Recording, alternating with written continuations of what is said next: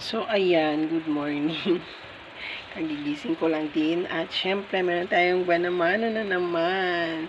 So, kanina pa ako bukas mga 5. Mga 5:30 ata nung umalis na si Habi at si Junakesh na papuntang school. So, anong oras na ngayon is nasa 8 na ng umaga. So, ngayon pa lang ako nakapag buena mano ng 2 birds tree, isang bear brand, isang premium stick, at 2 fita. So, ayan, meron tayong 56 peso na buena mano. So, ganyan yung oras na pumapasok sa akin na buena mano. Minsan naman 9. Ayan. Pero ngayon, isa nagkapag buena mano tayo ng 8 pa lang.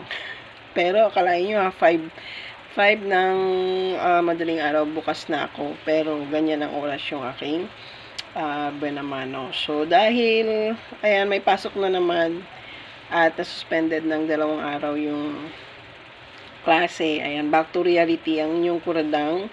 Matagal ako talaga bago magka buena mano kapag nasa school lahat ng mga bata at tapos yung mga nagtatrabaho dito may mga trabaho na. So, ganun yung tindahan ko, matumal. Pero okay lang yan dahil sanay na ako.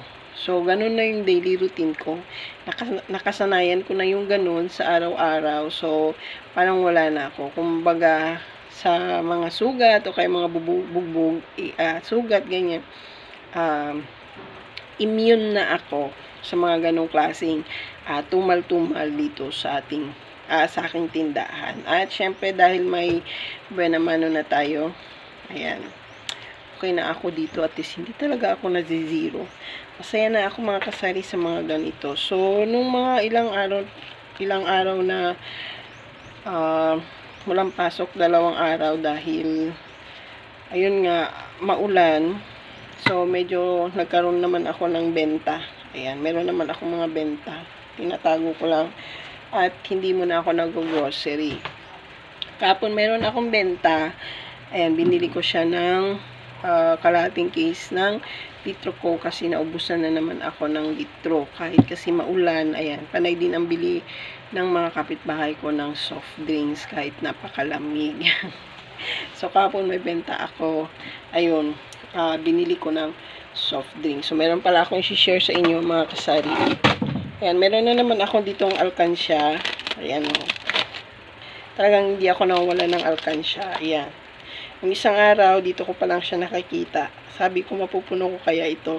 Tapos, ayan na siya ngayon. So, pag dumating na siya dito, siguro bubuksan ko na. Pero malabong mangyari na makarating siya dito dahil parang gusto ko na siyang buksan. Pero, hindi pa naman natin gamitin.